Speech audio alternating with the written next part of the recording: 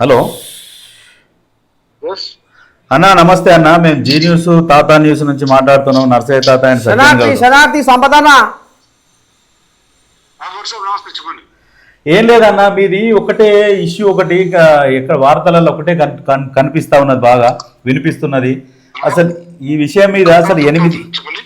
ఈ 8 కోట్ల ఇష్యూ ఏందన్నా? 8 కోట్లు అని చెప్పేసి మీ మీద ఏదో కంప్లైంట్ ఇచ్చిరు అని చెప్పేసి కూడా వినపడుతున్నది. అది నిజమా అన్న? కంప్లైంట్ కాపీ ఉందా గౌడ్ సాబ్ మీ దగ్గర? మా దగ్గర కంప్లైంట్ కాపీ అనేది ఇంకా రాలేదన్నా. నేను పంపిస్తాను చూడండి. ఆ, లేకపోతే వాళ్ళు ఎవరైతే అన్నారో వాళ్ళతోనే తెప్పించుకోండి. ఓకే.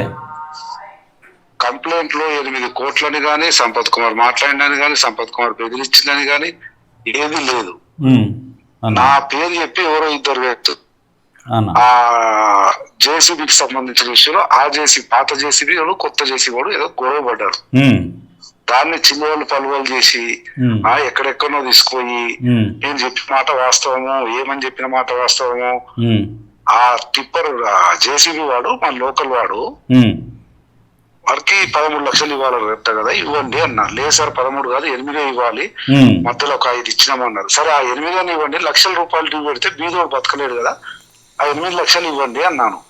కరెక్ట్ కరెక్ట్, ఓకే, అంతే కదన్నా. అది అది అది అది అది కాస్త వీళ్ళు గొడవ 4-5 డేస్ తర్వాత పోయి అడిగితే ఇవ్వలేదు. దాంతో పాటు వేరే జేసీ పెట్టి నడిపిస్తున్నారు పని.